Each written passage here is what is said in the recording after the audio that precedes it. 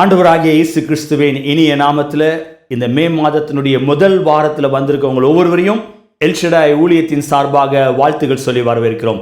விசேஷமாக இந்த அருமையான காலவேளையில் இதை பார்த்து கொண்டிருக்க ஒவ்வொருவரோடு தேவன் இடைப்படும்படியாக இந்த நாளுடைய ஆராதனை கர்த்தர் ஆசீர்வதித்து கொடுக்கும்படியாக இந்த ஆராதனை நடத்துகிற அருமையான பிள்ளைகள் சதீஷ்காக ஜேக்கப்காக என் தேவனை ஸ்தோத்திரிக்கிறேன். கர்த்தர் அவளை சிலுவையில் மறித்து வெளிப்படும்படியாக இந்த நாளினுடைய ஆராதனை நம்ம ஒவ்வொருவரோடு தேவன் இடைப்படுகிறதையும் அவர் பேசுகிறதையும் உணர்கிற ஒரு ஆராதனையை அமையத்தக்கதாய் இருக்கிற இடத்துல தலைகளை தாழ்த்தி ஒப்பு கொடுத்து ஜெபிக்கலாம். பரலோக பிதாவே, ஆசீர்வதிக்கப்பட்ட மனமகிழ்ச்சியான நாளுக்காக நன்றி செலுத்துகிறோம். இந்த அருமையான காலவேளையில் உங்களுடைய சமூகத்தில் வருவதற்கு நீங்கள் பாராட்டின கிருபைகளுக்காக நன்றி ஆண்டவரே. இந்த மே மாதம் ஆண்டவரே முதல் வாரத்தில் உங்களுடைய சமூகத்தில் வந்திருக்கிறோம். கர்த்தர் ஆண்டவரே, நீர் இந்த நாளுடைய ஆராதனை எங்களுக்கு ஆசீர்வதித்து கொடுப்பீராக.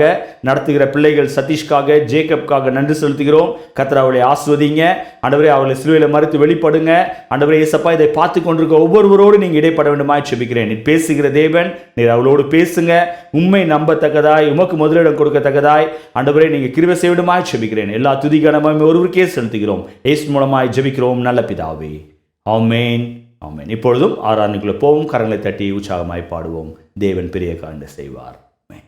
இயேசு கிறிஸ்துவின் நாமத்தினாலே உங்களுக்கு எங்கள் வாழ்த்துக்களை தெரிவித்துக் கொள்கிறோம். இந்த மாதத்துடைய முதலாம் வாரத்திலே அவரை துதிப்பதிலே மிகுந்த மகிழ்ச்சியாக இருக்கிறோம். ஸோ எங்களோடு கூட சேர்ந்து அவரை நாம் துதிப்போம். அவர் நம்மை காக்கும் தேவன், அவருடைய கரங்கள் நம்மை காக்கிறது. ஸோ இது வரைக்கும் அவர் நம்மை பாதுகாத்தவர், இனிமேலும் நம்மை அவர் பாதுகாக்க வல்லமையுள்ளவராக இருக்கிறார். ஸோ நம்ம கரங்களை தட்டி இருக்கிற இடத்துல இருந்து எங்கள் கூட சேர்ந்து நீங்களும் பாடுங்க. ஆண்டவரை நாம் ஆராதிப்போம். அவர் பெரிய காரியங்களை செய்வார்.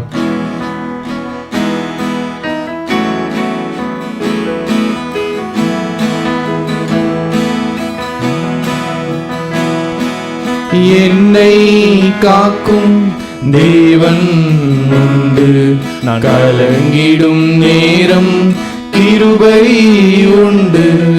என்னை காக்கும் தேவன் உண்டு, நான் கலங்கிடும் நேரம் கிருபை உண்டு. தம் சிறகுகளா மூடி மறைத்து தூங்காமல் உறங்காமல் பாதுகாத்தீர். தம் சிறகுகளா மூடி மறைத்து தூங்காமல் உறங்காமல் பாதுகாத்தீர். தூங்காமல் உறங்காமல் பாதுகாத்தீர். வாதை என் கூடாரத்தை அணுகாமலே காத்திடுவார். வாதை என் கூடாரத்தை அணுகாமலே காத்திடுவார். சென்ற காலத்திலும் ஒரு சேதமும் அணுகாமல், பஞ்ச காலத்திலும் என் தஞ்சம் மானீரே. கொள்ளை நோய்களிலும் நான் பயந்தாலும் பாதுகாப்பீர். அஞ்சன்று ஆகாரத்தை தந்தென்னை ஆதரிப்பீர். சர்வ வல்லவரே, எலோஹீம் என்றும் உள்ளவரே. எல் ஷடாய் சர்வ வல்லவரே, எலோஹீம் என்றும் உள்ளவரே. உன்னை காக்கும் தேவன் உண்டு, நீ கலங்கிடும் நேரம் கிருபை உண்டு. உன்னை காக்கும் தேவன் உண்டு, நீ கலங்கிடும் நேரம் கிருபை உண்டு. கிருபையே கிருபையே மாறாத நல்ல கிருபையே.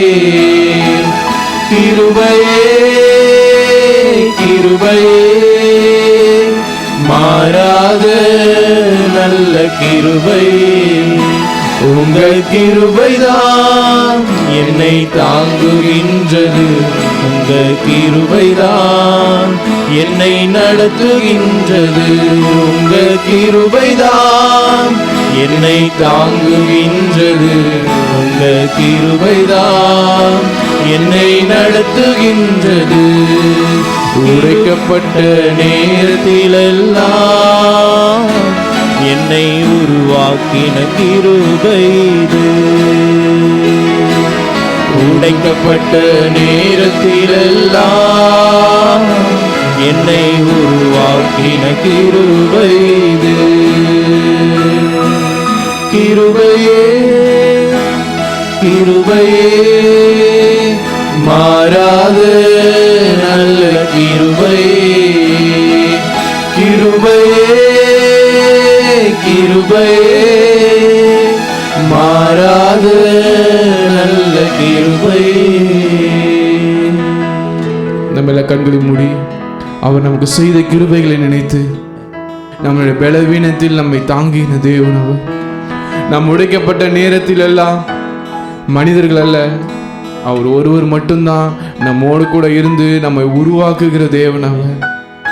ஆண்டவர் இன்னைக்கு சொல்லாம், ஆண்டவரே எங்களை உருவாக்கிற தயவுக்காக நன்றி ஆண்டவரே.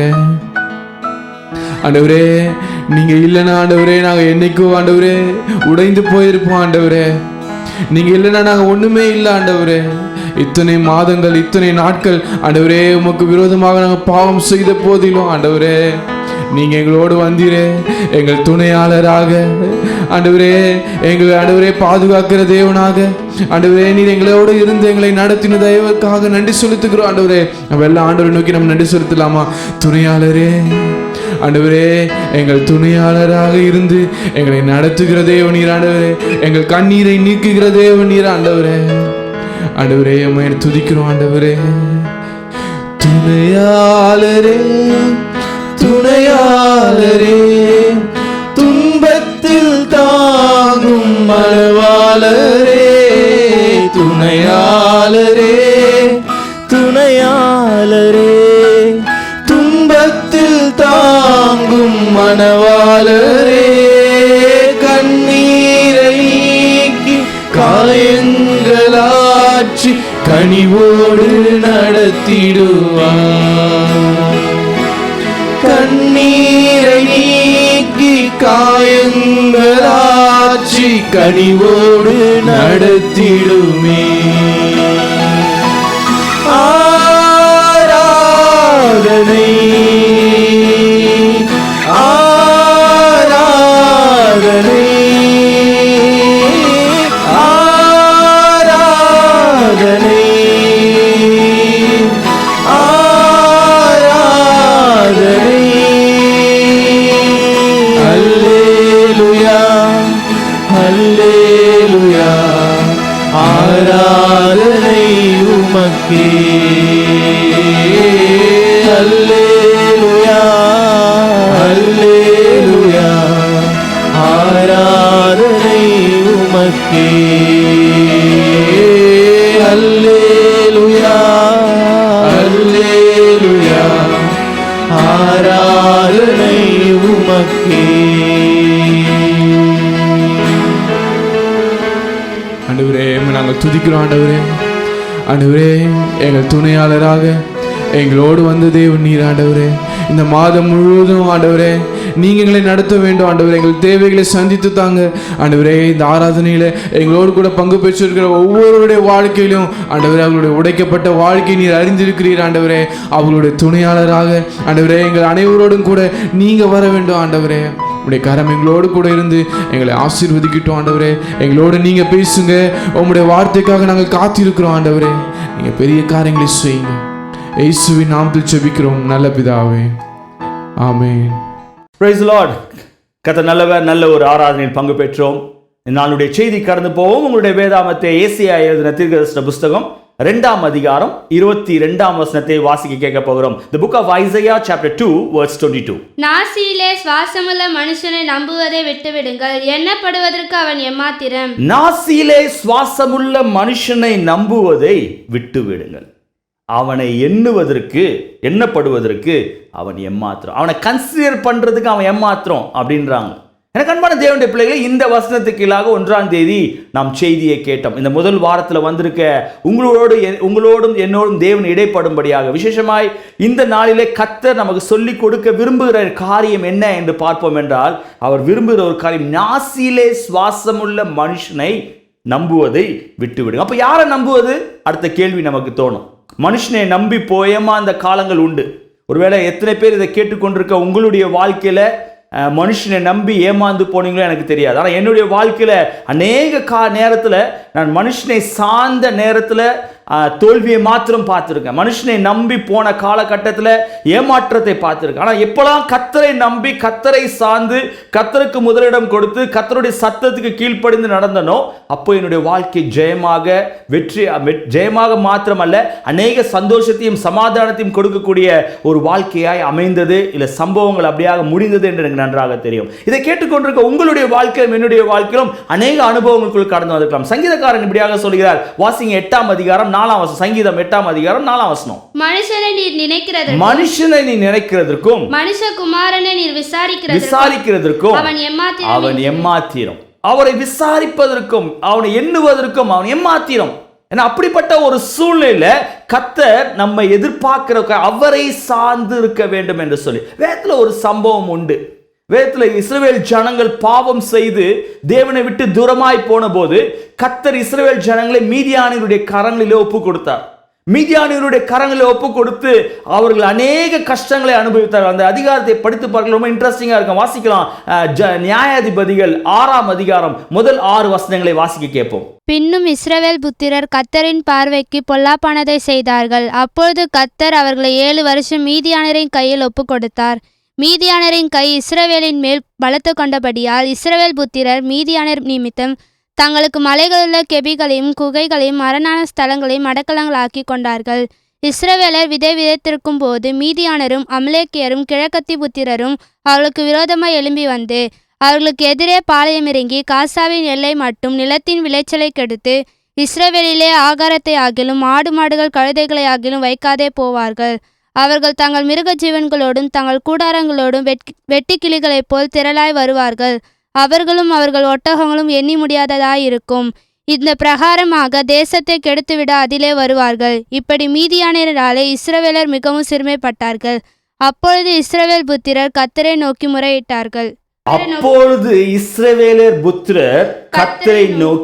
முறையிட்டார்கள். இங்க பார்க்கிற இந்த சம்பவங்களை பார்க்கும்போது ரொம்ப அழகா எக்ஸ்பிளைன் பண்ணப்பட்டிருக்கு.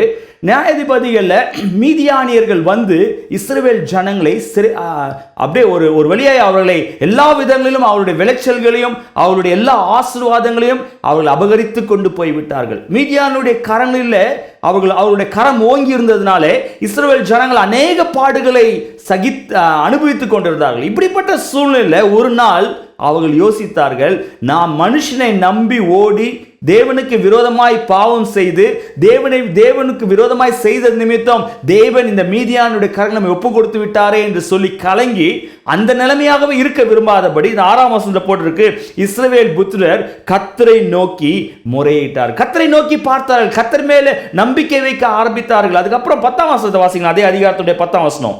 நான் உங்கள் தேவனாகிய கர்த்தர் என்றும் நீங்கள் குடியிருக்கும் அவர்கள் தேசத்திலுள்ள எமோரியருடைய தேவர்களுக்கு பயப்படாதீர்கள் என்றும் உங்களுக்கு சொன்னேன்.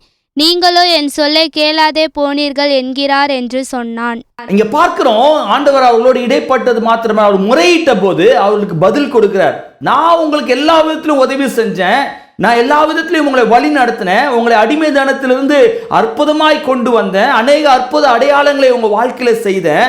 ஆனால் நீங்கள் கேளாமற் போனீர்கள், நீங்கள் தேவனை விட்டு தூரமா போனீங்க. அப்படிப்பட்ட காரியத்தினால உங்களுடைய வாழ்க்கை இப்படியாக இருக்கிறது என்று சொல்லி தேவன் அவரோடு இடைப்பட்டதை பாருங்க. அது மாத்திரமல்ல, அவர் அப்படியே விட்டு விடவில்லை. அதுக்கப்புறம் பார்த்தீங்கன்னா அங்க ஒரு மனுஷனை தேவன் தேர்ந்தெடுத்து மீதியானிடத்திலிருந்து இஸ்ரவேலை மீட்கும்படியாக கர்த்தர் கிதியோனை தெரிந்து கொண்டார். இப்ப கிதியோனுடைய வாழ்க்கையில தேவன் அழைத்த போது அவனை பராக்கிரமசாலி என்று சொல்லி அழைத்த போது அவன் கேட்கிறான், ஆண்டவரே எப்படி நான் பராக்கிரமசாலியா இருக்க முடியும்? என்னுடைய கோதுமை மணியை பாதுகாக்க முடியாதபடி நான் பயந்து நடுங்கி கொண்டிருக்கிறேனே.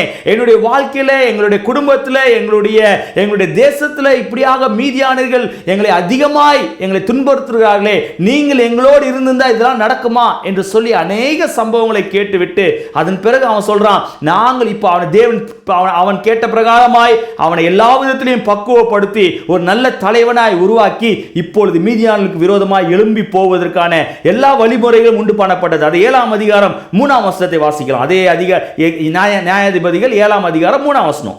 ஆகையால் பயமும் திகிலும் உள்ளவன் எவனோ அவன் திரும்பி கீலேயாத் மலைகளிலிருந்து விரைவாய் ஓடி போக கடவான் என்று நீ ஜனங்களின் செவிகள் கேட்க பிரசித்தப்படுத்து என்றார். அப்பொழுது ஜனத்தில் 25,000 பேர் திரும்பி போய்விட்டார்கள், 10,000 பேர் மீதியா இருந்தார்கள். இங்க பாக்குறோம், தேவன் அவங்களுக்கு ஒரு எச்சரிக்கை கொடுக்கிறார். இங்க ஒரு பெரிய ஒரு சேனை கிளம்பி போய் மீதியானியர்களை மேற்கொள்ளும்படியாக போகிறார்கள். அப்பொழுது ஆண்டவர் சொல்றாரு, நீங்க இப்படியாக போகும்போது உங்களுக்குள்ள இருக்கிற பயந்து உள்ளவர்கள், நடுக்கத்தோடு இருக்கிறவங்க நீங்க திரும்பி போக கடவுங்கன்னு சொல்லும்போது 22,000 பேர் திரும்பி போயிட்டாங்க. அவர்களோடு சென்ற ஜனங்கள் அவர்கள் சூழ்நிலையை பார்க்க முடியல, கர்த்தரை நம்ப முடியல. அவர்கள் தேவன் மனுஷனை நம்பி மனுஷனுடைய பராக்கிரமத்தை நம்பி இருந்தாங்க. ஆனால் இப்பொழுது தேவன் சொன்ன போதோ, யோசுவா நியாயாதிபதிகள்ல கிதியோன் சொன்ன போதோ அவர்கள் பயந்து திரும்பி போய்விட்டார்கள். அதுக்கப்புறம் 7ஆம் வசனம் வாசிங்க, அதே அதிகாரத்துடைய 7ஆம் வசனம். அப்பொழுது கர்த்தர் கிதியோனை நோக்கி, நக்கி குடித்த அந்த 300 பேராலே நான் உங்களை ரட்சித்து மீதியானியரை உன் கையில் ஒப்பு கொடுப்பேன், மற்ற ஜனங்கள் எல்லாரும் தங்கள் இடத்திற்கு போக. ஹல்லேலூயா. இங்க ஆண்டவர் இடைப்படுகிறதை பார்க்கிறோம். அந்த 22,000 பேர் போயிட்டு மீதி இருந்த 16,000 பேர் வைத்து மேற்கொள்ள முடியும் என்று சொல்லி கிதியோன் யோசித்தான். ஆனால் கர்த்தர் அவர்களுக்கு ஒரு டெஸ்ட் வைத்து அதிலிருந்து ஒரு 300 பேரை மாத்திரம் தேர்ந்தெடுத்து சொல்றாரு, இப்போ என்ன நம்பு, நான் உனக்கு உதவி செய்வேன். மனுஷனை நம்பி நீ ஓடின காலங்கள் போதும், மனுஷனுடைய பலத்தை நம்பி ஓடின காலங்கள் போதும், நான் உன்னோடு கூட இருந்து நான் செய்கிற காரியம் பயங்கரமா இருக்கும் என்று சொல்லி கிதியோன் உற்சாகப்படுத்தி அந்த 300 பேர் மூலமாய் ஒரு பெரிய வெற்றியை தேவன் கொண்டு வந்தார் என்று சொல்லி அதற்கு அப்புறம் 7ஆம் அதிகாரம் 8ஆம் அதிகாரத்தில் பார்க்கலாம். எனக்கு அன்பான தேவனுடைய பிள்ளைகளே, இந்த சம்பவத்தை நான் உங்களோடு பேசிக் கொண்டிருக்கிற காலகட்டத்தில் உங்களுடைய வாழ்க்கையிலும் என்னுடைய வாழ்க்கையிலும் ஒருவேளை அநேக போராட்டங்களை நம்ம சந்தித்திருக்கலாம், அநேக பிரச்சனைகளை நம்ம சந்தித்திருக்கலாம். ஒருவேளை மனுஷனை நம்பி ஓடிக்கொண்டிருப்போம் என்றால் இந்த காலவெளியில் ஆண்டவரே நான் என்னை மன்னிங்க, உங்களை நம்பி போவதற்கு என்னுடைய வாழ்க்கையை அர்ப்பணிக்கிறேன் என்று சொல்லுங்க. சங்கீதக்காரன் இப்படியாக சொல்கிறார், 144ஆம் சங்கீதம் 4ஆம் வசனத்தை வாசிக்கலாம். மனுஷன் மாயைக்கு ஒப்பாயிருக்கிறான், அவன் நாட்கள் கடந்து போகக்கூடியதாக காணப்படுகிறது. அந்த மனுஷனை நீ நம்பி ஓடிட்டு இருக்கிறியே, அந்த மனுஷனுடைய வாழ்க்கை கடந்து போய்விடும். நீ கர்த்தரை நம்பு என்று அதே சங்கீதக்காரன் இன்னொரு இடத்துல 146ஆம் அதிகாரம் 3ஆம் வசனம் இப்படியா சொல்லப்பட்டிருக்கு. வாசிங்க 146:3.